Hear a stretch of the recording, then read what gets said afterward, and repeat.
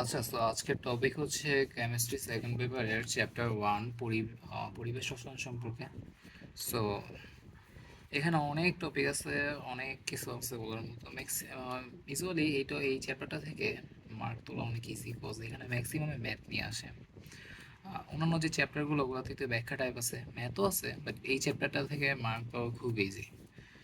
So শুরু করি। পরিবেশ রসায়নে অন্যান্য জিনিস পড়ার আগে আমাদের একটা চার্ট পড়া লাগবে। সো এটা হচ্ছে সেই চার্ট। এখানে তিনটা জিনিস দেওয়া আছে: এসটিপি, এসএটিপি, আরটিপি। এসটিপি কি? এসটিপি হচ্ছে স্ট্যান্ডার্ড টেম্পারেচার অ্যান্ড প্রেশার অথবা নর্মাল টেম্পারেচার অ্যান্ড প্রেশার, একে আমরা প্রমাণ তাপমাত্রাও বলতে পারি। এসএটিপি এটা হচ্ছে standard ambient temperature and pressure, এটা খুব একটা লাগে না। রুম টেম্পারেচার অথবা আরটিপি। সো এই ক্ষেত্রে আমাদের যে তাপমাত্রা সেটা হবে হচ্ছে 0 ডিগ্রি সেলসিয়াস এসটিপিতে। চাপ হবে হচ্ছে 1 এটিএম। 1 এটিএমকে আমরা বলতে পারি 101325 প্যাসকেল। আর এটাকে যদি আমরা 1000 দিয়ে ভাগ করি তাহলে আমরা কিলো প্যাসকেলের মানটা পাবো। আর আয়তন হচ্ছে এসটিপিতে 22.4 লিটার। এসএটিপিতে তাপমাত্রা হচ্ছে 25 ডিগ্রি সেলসিয়াস। চাপ হচ্ছে 100 কিলো প্যাসকেল, যাকে আমরা 1 বারও বলতে পারি। আর আয়তন হচ্ছে 24.789 লিটার। অ্যান্ড রুম টেম্পারেচারের ক্ষেত্রে তাপমাত্রা হচ্ছে 25 ডিগ্রি সেলসিয়াস। চাপ হচ্ছে প্রমাণ তাপমাত্রার মতোই 1 এটিএম। আর আয়তন হচ্ছে 24.47 লিটার। এই হচ্ছে প্রথম চার্ট। দেন আসবো এককের পরিবর্তন। এখানে আয়তনের ক্ষেত্রে যদি ফার্স্টে দেখি, এই জিনিসগুলো আমাদের অফকোর্স মনে রাখা লাগবে, কজ ম্যাথ করার সময় এই জিনিসগুলো লাগবেই। 1 মিটার কিউব মানে হচ্ছে 1000 লিটার। 1 ডেসিমিটার কিউব হচ্ছে 1 লিটার। 1 সেন্টিমিটার কিউব হচ্ছে 1 মিলিলিটার। সো 1 লিটারকে আবার বলা যায় 1000 মিলিলিটার। আর 1 মিলিলিটার, মিলিলিটার যা সেন্টিমিটার কিউব তাই সেম জিনিস। So 1000 millilitre is equals to 1000 centimetre cube. Then চাপের ক্ষেত্রে যদি দেখি, 1 এটিএম সমান 101325 প্যাসকেল। একে আমরা লিখতে পারি 760 মিলিমিটার এইচজি। মিলিমিটার এইচজি মানে হচ্ছে পারদ চাপ। একে আবার যদি 10 দিয়ে ভাগ করি তাহলে হচ্ছে 76 সেন্টিমিটার এইচজি, অর্থাৎ সেন্টিমিটারের পারদ চাপ। এটা হচ্ছে মিলিমিটারের পারদ চাপ, এটা হচ্ছে সেন্টিমিটারের পারদ চাপ। আর মিলিমিটারের পারদ চাপ যেটা, ওইটার অপর নাম হচ্ছে টর, অর্থাৎ 760 টর। 1 এটিএম সমান 760 টর। আর যে কোনো একটার চাপের ক্ষেত্রে যে কোনো এককের অথবা যে কোনো, হ্যাঁ, যে কোনো এককের মানকে এটিএমে কনভার্ট করার জন্য, যেটা হচ্ছে সবথেকে ইজি ওয়ে এটিএমে বের করার জন্য, এটার standard value divide by, sorry, নিচে হচ্ছে স্ট্যান্ডার্ড ভ্যালু, উপরে হচ্ছে গিভেন ভ্যালু। গিভেন ভ্যালু যেমন, ফর এক্সাম্পল,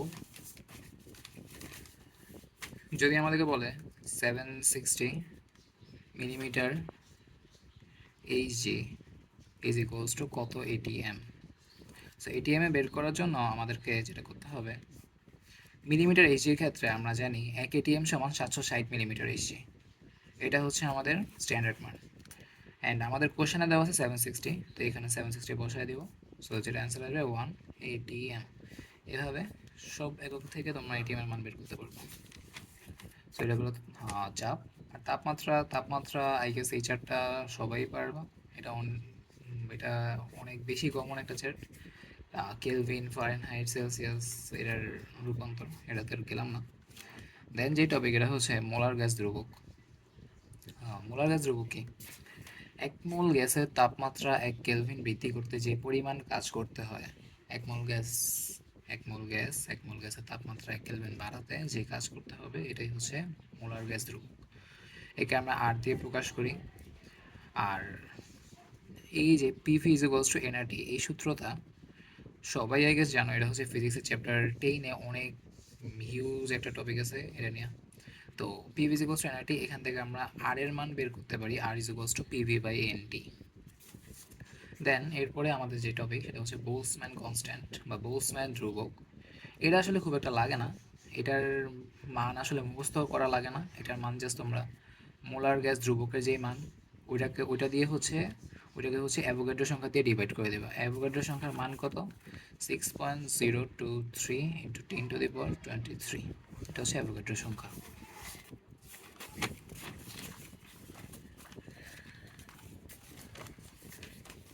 দেন হচ্ছে আর এর বিভিন্ন মান, আর এর বিভিন্ন জায়গায় বিভিন্ন ধরনের মান আছে।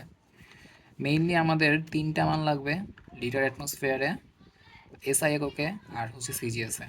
লিটার অ্যাটমসফেয়ারে আমাদের যে আর এর মান এটা হচ্ছে 0.0821, এটা হচ্ছে লিটার অ্যাটমসফেয়ারের ক্ষেত্রে। আর একক হচ্ছে litre atmosphere mole kelvin inverse one, mole inverse one kelvin inverse one.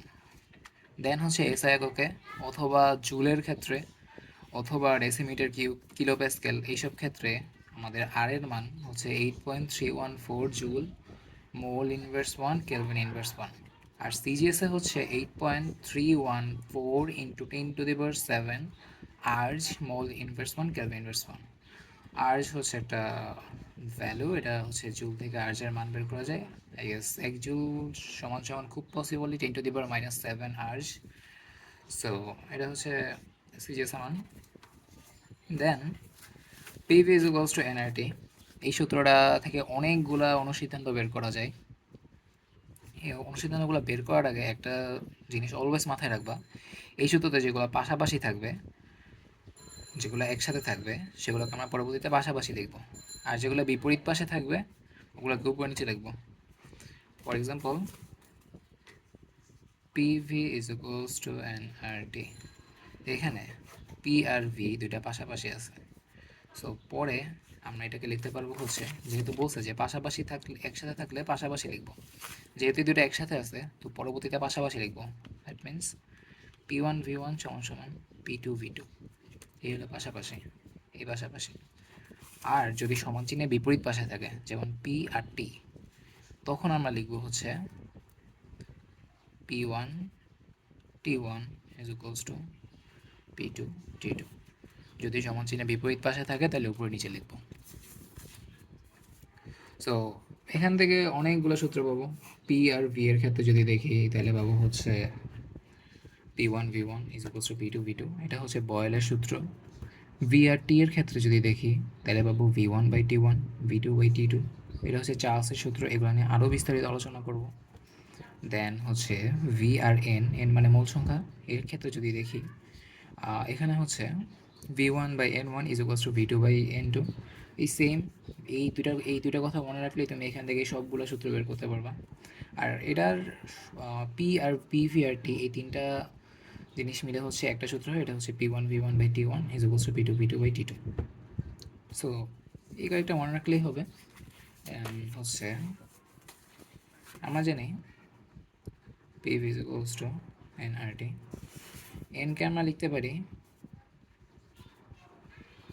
Wait by mass, মানে এন সমান সমান W/M, এই সূত্রটাকে সবাই জানো, W/M আর টি পিভি। এমটাকে যদি আমি এই সাইডে আনি, ভিটাকে যদি আমি এই সাইডে নিই, PM is equals to W/V R T. আমরা জানি এর ঘনত্ব rho is equals to M/V। So এখানে আমাদের যে W, এটা হচ্ছে আমাদের ওজন, V হচ্ছে আয়তন। সো এখানে আমরা আবার লিখতে পারি DRT, ডি মানে হচ্ছে ঘনত্ব। সো এটা আরেকটা সূত্র, PV is equals to nRT থেকে এই সূত্রটাও আসে, PM is equals two DRT। PM is equals two DRT, এই জিনিসটা থেকেও তুমি এই সেমভাবে এই দুইটা কথা ফলো করে অন্যান্য অনেক কোনো সিদ্ধান্ত বের করতে পারবে। সো দরকার নেই, খুব বেশি একটা দরকার নেই এটা যে এখানে করা আছে, এটা খুব বেশি একটা লাগবে না।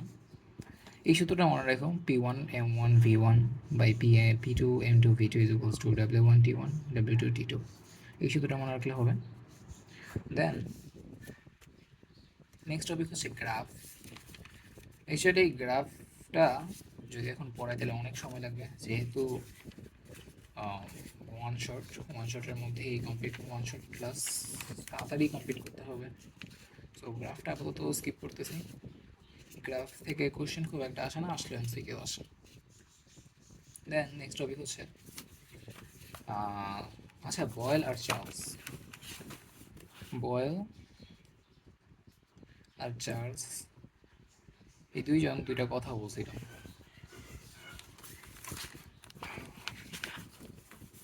চার্লস বলছে হচ্ছে স্থির চাপে আয়তন আর তাপমাত্রা সমানুপাতিক, অর্থাৎ v1/t1 is equals to v2/t2। আর বয়েল বলছে স্থির তাপমাত্রায়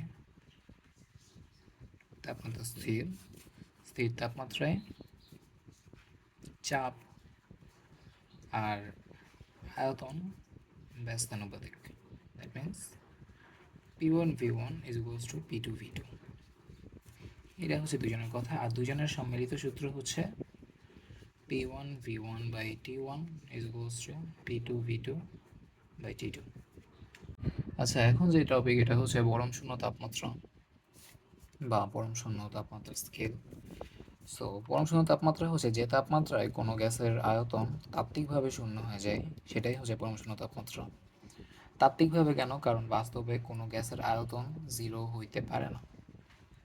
কজ যদি জিরো হয়ে যায় তাহলে সেই গ্যাসের অস্তিত্বই থাকবে না, তাই এটা শুধুমাত্র তাত্ত্বিকভাবে পসিবল, বাস্তবে পসিবল না।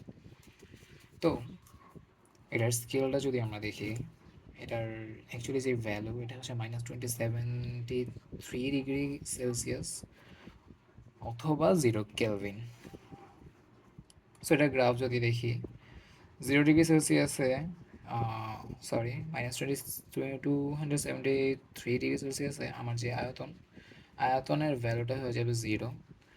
আর হচ্ছে নর্মালি 0°C এটা হচ্ছে পানির হিমাঙ্ক, অর্থাৎ এখানে হচ্ছে এটা কঠিন পদার্থ বরফে পরিণত হওয়া, এটা কঠিন পদার্থ তরলে পরিণত হওয়া শুরু করে। আর 100°C হচ্ছে পানির স্ফুটনাঙ্ক, এটা হচ্ছে বয়েলিং পয়েন্ট।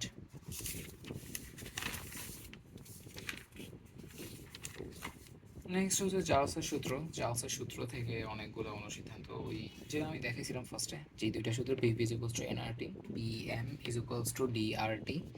এই দুইটা সূত্র থেকে তোমরা এই সবগুলো অনুসিদ্ধান্ত বের করতে পারবে। সো এটা এক্সট্রা দরকার নেই। দুটা জিনিস মনে রাখবা, তোমাদেরকে কখনো যদি মার্বেলের ম্যাথ দেয় তাহলে হচ্ছে একটা সূত্র, এটা অলওয়েজ মনে রাখবা, p1v1t1 is equals two p2v2t2 থেকে আসছে এই সূত্রটা। এখানে সূত্রটার মধ্যে জাস্ট একটু ডিফারেন্স আসবে, v1 এর সাথে -x হবে, আর p2 এর সাথেও p2v2 এর এখানে v2 এর সাথে x মাইনাস হবে। x কি? x হচ্ছে মার্বেলের আয়তন, এটা হচ্ছে কোশ্চেনে দেওয়া থাকবে, এটা আপাতত জাস্ট মনে রাখো, পরবর্তীতে ম্যাথ দেখানোর সময় দেখা করো।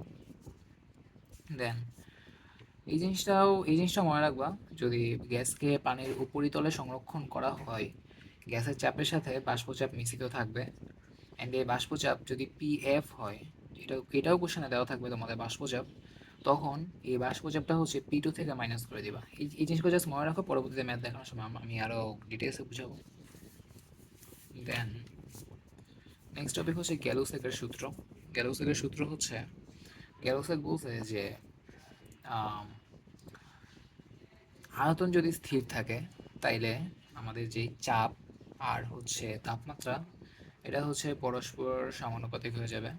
So p1t1 is equals two p2t2, এটা হচ্ছে গ্যালুসেকের সূত্র। এখান থেকেও গ্রাফ আসতে পারে, গ্রাফগুলো আপাতত স্কিপ করতেছি। আদর্শ গ্যাসের সূত্র,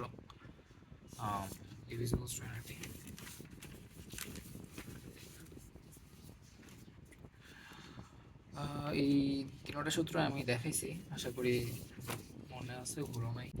আচ্ছা, তো নেক্সট টপিক হচ্ছে বাস্তব গ্যাস নিয়ে। এতক্ষণ আমরা পড়ছি আদর্শ গ্যাস। সো অ্যাকচুয়ালি আমাদের আশেপাশে যে গ্যাসগুলো আমরা দেখি, এদের মধ্যে কোনোটাই আদর্শ না, সবগুলোই বাস্তব গ্যাস। ইন রিয়েল লাইফ আদর্শ গ্যাস এক্সিস্ট করে না, যা দেখি সবই বাস্তব গ্যাস। তো এখানে কয়েকটা টপিক পড়বো, ভ্যান ডার ওয়ালসের সমীকরণ, সংকোচনশীলতার গুণাঙ্ক, আর হচ্ছে অ্যামাগার গ্রাফ। আচ্ছা, সো ভ্যান ডার ওয়ালস সমীকরণের ক্ষেত্রে এখানে মূলত আমরা আদর্শ গ্যাস থেকে বাস্তব গ্যাসের বিচ্যুতির কারণ, অর্থাৎ বাস্তব গ্যাস কেন আদর্শ গ্যাস না, এই রিজনটা আমরা দেখব। মূলত দুইটা রিজনে এটা হয়, একটা হচ্ছে চাপের কারণে, একটা হচ্ছে আয়তনের কারণে। সো চাপ ত্রুটিটা যদি দেখি, এখানে হচ্ছে এটা হচ্ছে একটা পাত্রে বিভিন্ন গ্যাসের অণু আছে। আমাদের আদর্শ গ্যাস অনুযায়ী আমাদের অণুগুলোর মধ্যে যে আন্তঃআণবিক আকর্ষণ, এই আকর্ষণটা আমরা কাউন্ট করি না। তো চাপের যে অ্যাকচুয়াল ভ্যালু ওইটা আমরা পাই না, কিন্তু বাস্তব গ্যাসে আমাদেরকে এই আন্তঃআণবিক অণুগুলোর যে আকর্ষণ এগুলো হচ্ছে কাউন্ট করা লাগবে। তো আন্তঃআণবিক অণুগুলা একে অপরকে আকর্ষণ করে প্লাস বিপরীত দিকে ছোটাছুটি করে। তো এই ছোটাছুটির ফলে কিছু অণু দেয়ালের সাথে আঘাত করে, আঘাতের কারণে একটা চাপ সৃষ্টি হয়। আবার এই অণুগুলোর পিছনে যে অণুগুলো থাকে ও সেই অণুগুলা যে অণুগুলা দেয়ালে আঘাত করছে তাদেরকে আকর্ষণ করে, অর্থাৎ পিছনের দিকে টানে। সো এই টানা আর দেয়ালে ধাক্কার ফলে আরেকটা চাপের সৃষ্টি হয়, যেই চাপের ভ্যালুটা আমরা মূলত আদর্শ গ্যাসে স্কিপ করি। তো আমাদের বাস্তব গ্যাসে এই যে মেইন সূত্রটা আসবে চাপের ক্ষেত্রে, মেইন চাপ যেটা হবে সেটা হচ্ছে P plus N square A by V square. V হচ্ছে আয়তন, এন হচ্ছে মূল সংখ্যা, এ হচ্ছে আন্তঃআণবিক আকর্ষণ বল। এটা যদি কোশ্চেনে দেওয়া থাকে তাহলে লিখবা, আদারওয়াইজ এ কে এর মতোই রাখবা। আর হচ্ছে নেক্সট হচ্ছে আয়তন ত্রুটি। আদর্শ গ্যাসে আয়তনকে আমরা যদি ভি ধরি, বাস্তব গ্যাসে এই ভি এর মানটা হবে V is equals to V minus N B. আর এখানে বি হচ্ছে কি, বি হচ্ছে মোলার আয়তন, এন হচ্ছে মূল সংখ্যা। তো এটা হচ্ছে মেইনলি ভ্যান ডার ওয়ালসের সমীকরণ। নর্মাল আদর্শ গ্যাসের সমীকরণে আমরা জানি PV is equals to NRT. Van der ওয়ালসের সমীকরণে হচ্ছে P plus N square A by V square into V minus N B is equals to NRT. এর একক atmosphere, litre square, mole inverse square, litre mole inverse 1। এটা মুখস্থ করার খুব একটা দরকার নাই, জাস্ট এই চাপ ত্রুটি আর আয়তন ত্রুটি এই দুইটা হচ্ছে লাগবে। কোশ্চেন এরকমভাবে আসে যে বাস্তব গ্যাস থেকে আদর্শ গ্যাস থেকে বাস্তব গ্যাসের বিচ্যুতির কারণ লেখো, তো এই জিনিসটা লাগবে।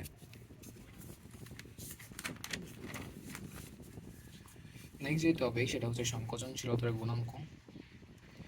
সংকোচনশীলতার গুণাঙ্ক বা পেষণ গুণাঙ্ক, এর মাধ্যমে আমরা জানতে পারি যে গ্যাসটা কি বাস্তব নাকি আদর্শ নাকি আদর্শ না। তো মেইনলি আমরা যে সূত্রটা জানি PV is equals to NRT. এখন এটাকে আমরা লিখতে পারি PV is equals to Z into NRT. জেডটাই হচ্ছে মূলত সংকোচনশীলতার গুণাঙ্ক। এই জেডের মান বের করার মাধ্যমে আমরা বুঝতে পারি যে জেড মানে জেডের মান বের করলে আমরা বুঝতে পারবো যে গ্যাসটাকে আদর্শ নাকি বাস্তব। তো Z is equals to PV by NRT, just divide করে দিছে। যদি জেডের মান 1 হয় তাহলে হচ্ছে গ্যাসটা আদর্শ হবে, যদি জেডের মান 1 হয় তাহলে হচ্ছে গ্যাসটা আদর্শ গ্যাস হবে। যদি জেডের মান 1 না হয়, 1 থেকে বড় হোক বা ছোট হোক, সব ক্ষেত্রে সেটা হবে বাস্তব গ্যাস। জেডের মান যদি 1 থেকে বড় হয় তাহলে ওই গ্যাসের আয়তন বেশি, কম সংকোচনশীল, কম পেষণযোগ্য। যেহেতু কম পেষণযোগ্য তাই ধনাত্মক বিচ্যুতি হবে এবং তরলে রূপান্তর করা কঠিন হবে। যদি জেডের মান 1 থেকে কম হয় তাহলে তার আয়তন কম হবে, সংকোচনশীলতা বেশি হবে, পেষণযোগ্য বেশি হবে, যার কারণে ঋণাত্মক বিচ্যুতি হবে এবং তরলে পরিণত করা সহজ হবে। এই কয়েকটা টপিক মনে রাখবা। পেষণ গুণাঙ্ক থেকে এর থেকে বেশি আর কিছু আসে না। দেন হচ্ছে বাস্তব গ্যাস থেকে আদর্শ আচরণ থেকে বাস্তব গ্যাসে আদর্শ আচরণ থেকে বিচ্যুতি। সো বিচ্যুতি হচ্ছে দুইটা টপিকের উপর নির্ভর করে। ফার্স্টে হচ্ছে আণবিক ভর, দেন হচ্ছে পোলারিটি। যার আণবিক ভর বেশি তার বিচ্যুতি তত বেশি। যেমন এখানে কার্বন ডাইঅক্সাইডের আণবিক ভর সব থেকে বেশি, কার্বন ডাইঅক্সাইডের বিচ্যুতিও সব থেকে বেশি।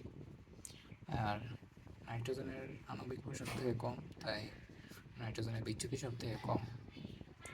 আবার পোলারিটির উপর নির্ভর করে বিচ্যুতি। যেমন কার্বন ডাইঅক্সাইড আর হচ্ছে NH3, এই দুইটার মধ্যে NH3 এর পোলারিটি বেশি। সো NH3 এখানে প্রায়োরিটি পাবে, অর্থাৎ NH3 এর বিচ্যুতি বেশি হবে। আবার এখানে কার্বন ডাইঅক্সাইড আর NH3 এর মধ্যে কার্বন ডাইঅক্সাইডের আণবিক ভর বেশি কিন্তু NH3 এর বিচ্যুতি বেশি, কারণ পোলারিটি আর আণবিক ভর এই দুইটার মধ্যে অলওয়েজ প্রায়োরিটি পাবে হচ্ছে পোলারিটি। সো এটাও হচ্ছে আরেকটা টপিক গেল। আমি এখন বেসিকগুলো দেখাচ্ছি। দেন ম্যাথের জন্য আলাদা ক্লাস দেখাবো। তো নেক্সট টপিক হচ্ছে ডাল্টনের আংশিক চাপ সূত্র, যেখান থেকে হচ্ছে এই চ্যাপ্টারে মেনলি যত ম্যাক্সিমাম কোশ্চেন সবই বলতে গেলে এখান থেকে 50% কোশ্চেন, 60% কোশ্চেনই এখান থেকে আসে। সো এখানে আম, একটা পাত্রে যদি অনেকগুলা বিক্রিয়াহীন গ্যাস থাকে, তাহলে ওই পাত্রে যে মোট চাপ হবে, সে মোট চাপ হচ্ছে প্রত্যেকটা গ্যাসের চাপের যোগফলের সমান। এই সূত্রটা থেকে আমরা পাই PV is equals to P one V one, P two V two, P three V three plus P N V N. এটা হচ্ছে ডাল্টনের একটা সূত্র। এখান থেকে আমরা বলতে পারবো হচ্ছে আংশিক চাপ সমান সমান মূল ভগ্নাংশ ইন্টু মোট চাপ। আংশিক চাপ আংশিক চাপ হচ্ছে কোনো একটা গ্যাসের আংশিক চাপ, এটা সমান সমান হবে মূল ভগ্নাংশ ইন্টু মোট চাপ, মানে পাত্রের মোট চাপ। মূল ভগ্নাংশ কি? মূল ভগ্নাংশ হচ্ছে মোট মোল ডিভাইড বাই আমার মোল, অর্থাৎ পাত্রে যতগুলা গ্যাস আছে ওদের সবার মোলের যোগফল হচ্ছে মোট মোল। আর যে কোনো একটা গ্যাস, যে কোনো একটা নির্ধারিত গ্যাসের ওই গ্যাসের মোল সংখ্যা হচ্ছে ওর নিজের মোল। তো এটা হচ্ছে মোল ভগ্নাংশ বের করার সূত্র। আর আংশিক ভগ্নাংশ বের করার সূত্র হচ্ছে মোল ভগ্নাংশ ইন্টু মোট চাপ। ঠিক আছে। সো নেক্সট টপিক হচ্ছে গ্রাহামের ব্যাপন সূত্র।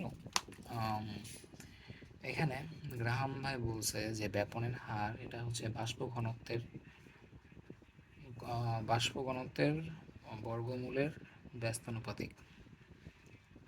বাষ্প ঘনত্ব বাষ্প ঘনত্বকে বাষ্প ঘনত্ব হচ্ছে আণবিক ভর। আর বাষ্প ঘনত্ব যদি ডি হয়, তাহলে আণবিক ভর যদি এম হয়, M is equals to 2 D. এই সম্পর্কে অলওয়েজ মনে রাখবো। অর্থাৎ বাষ্প ঘনত্ব হচ্ছে আণবিক ভরের অর্ধেক, অথবা বলা যায় আণবিক ভর হচ্ছে বাষ্প ঘনত্বের দ্বিগুণ, এটাও বলা যায়।